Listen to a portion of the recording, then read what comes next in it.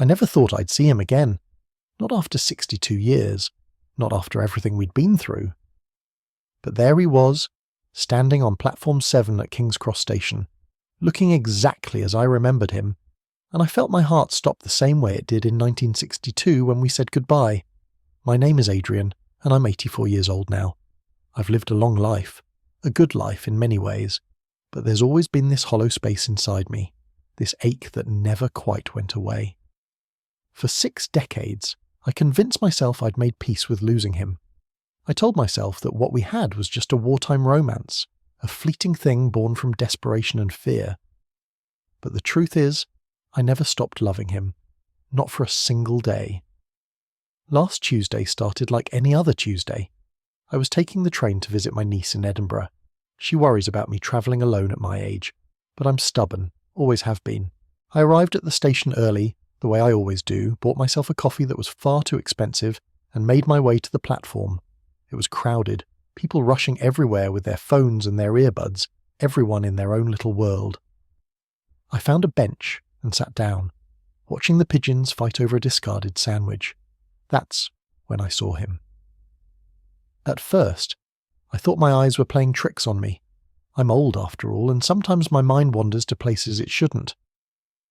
But I looked again, and there he was. Same dark hair, same way of standing with his weight on his left foot, same profile that I'd memorised all those years ago. He was wearing a grey coat and holding a newspaper, and for a moment I was 22 again, standing on this very platform trying not to cry as I watched the love of my life prepare to leave forever. His name was Gabriel. I met him in 1959 at a bookshop in Bloomsbury. I was studying literature at university, and I spent every spare moment I had in that cramped little shop on Museum Street, surrounded by the smell of old paper and possibility.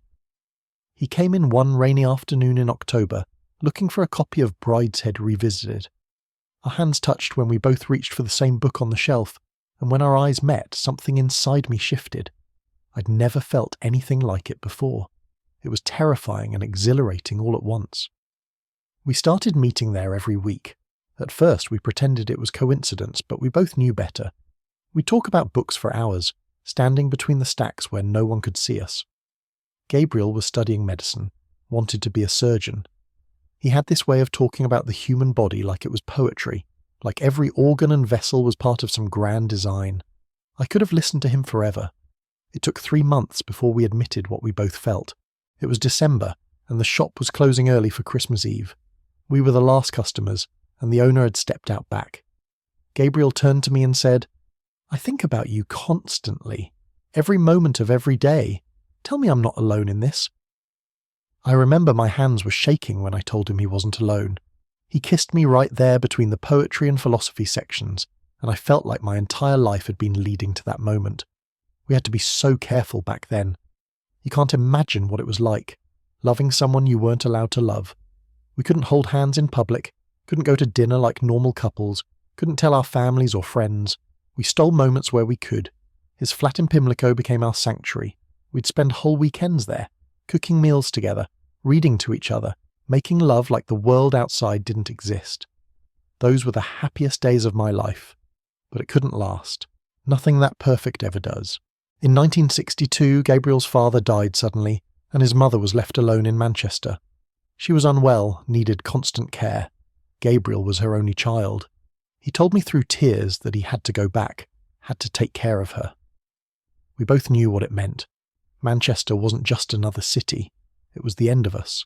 I remember our last night together like it was yesterday. We didn't sleep. We just held each other and talked about all the things we'd never get to do, the trips we'd never take, the life we'd never build. He kept saying we'd find a way, that we'd write letters, that we'd see each other again. But we both knew the truth. His mother would never understand. She'd want him to marry, to give her grandchildren, to live the life she expected. And I couldn't ask him to choose between her and me. I loved him too much for that. The next morning I went with him to King's Cross, platform 7, the Manchester train. We stood there together, not touching because we couldn't, not in public. When the conductor called for boarding, Gabriel looked at me with these eyes full of everything we couldn't say out loud.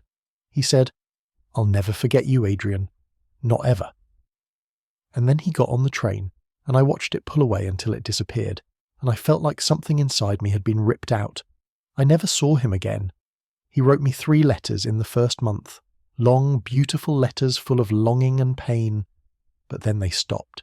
I heard through a mutual friend that he'd gotten engaged to a woman his mother had chosen. I told myself I was happy for him, that he deserved a normal life, a safe life. But I wasn't happy. I was destroyed. I threw myself into my work, became a teacher, spent 40 years shaping young minds, and it was meaningful work, truly it was. I had relationships over the years, even lived with someone for a decade, but it was never the same. No one ever made me feel what Gabriel made me feel. He was the love of my life, and I'd lost him. So you can imagine what went through my mind when I saw him on that platform last Tuesday. My first instinct was to look away, to pretend I hadn't seen him, to protect myself from whatever pain this encounter would bring, but I couldn't. I stood up, my legs shaking, my heart pounding so hard I thought I might collapse right there. I walked toward him slowly, each step feeling like it took an hour. He was looking down at his newspaper, hadn't noticed me yet. I stopped a few feet away and said his name, just his name. Gabriel. He looked up, and I watched his face change. First confusion, then recognition, then something I couldn't quite read. Shock, maybe, or fear. He stared at me for what felt like forever, and I thought maybe I'd made a terrible mistake. Maybe he didn't want to see me. Maybe this was going to break me all over again. But then he smiled, this small, sad smile that reached his eyes, and he said, "Adrian, my God, Adrian." We stood there in the middle of the platform with hundreds of people rushing around us, just looking at each other. I didn't know what to say. 62 years of words stuck in my throat. Finally he said, "You look exactly the same." I laughed because that was absurd. I'm 84 years old with white hair and wrinkles everywhere. But I understood what he meant. He looked the same to me too. I could still see the 24-year-old boy I'd fallen in love with in that bookshop. We found a quiet corner near the coffee shop and just started talking. The words came easier than I expected. He told me about his life. He had married that woman, Patricia. They had 3 children, 7 grandchildren. She died 5 years ago from cancer. He'd been a surgeon, just like he'd planned, spent his whole career at a hospital in Manchester. He'd had a good life, he said, but there was something in his voice when he said it that made me think he was trying to convince himself as much as me.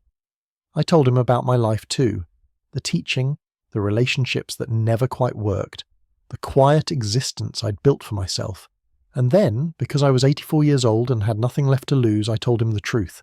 I said, "I never stopped loving you. Not for one day. I tried.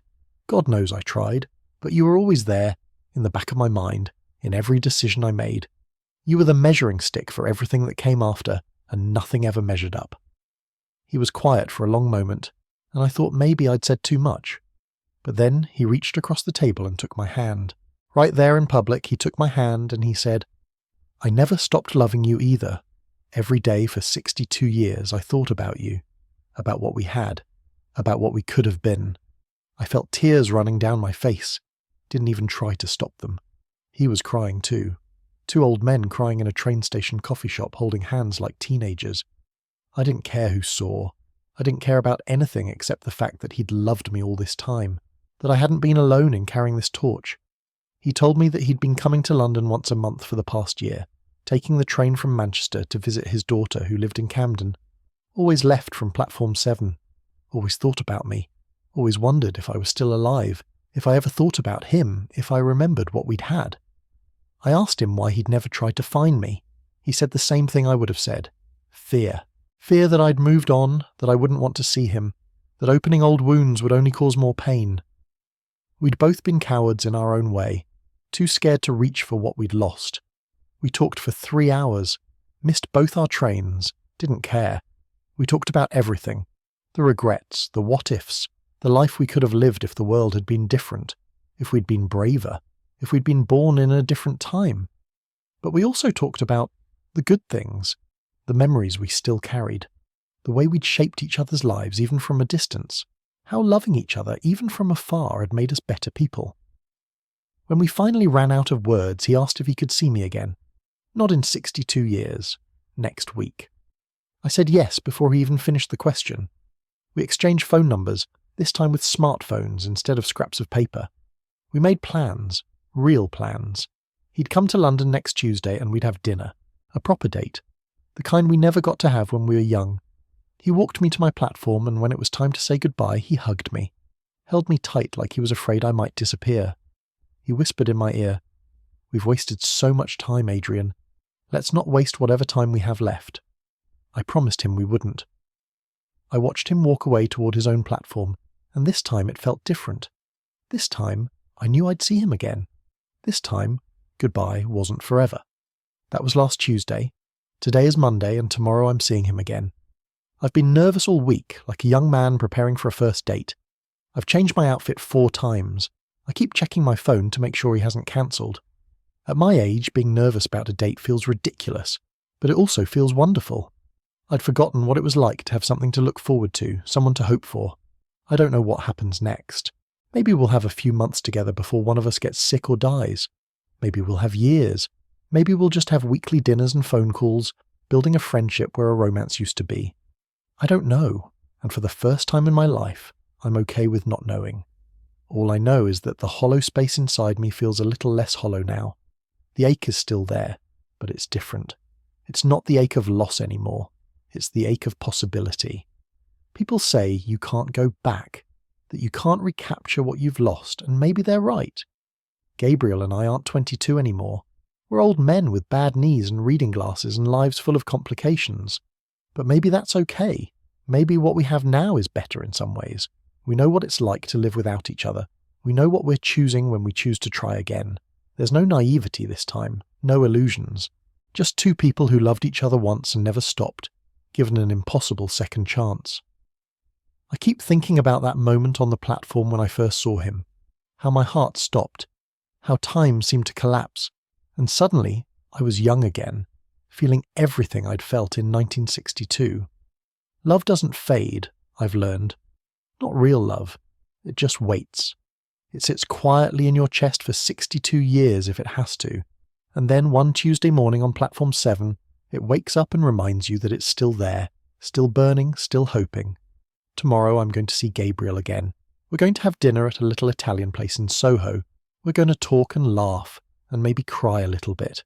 And when the night's over, I'm going to kiss him goodnight, right there on the street where anyone can see, because I'm 84 years old, and I've spent too much of my life hiding.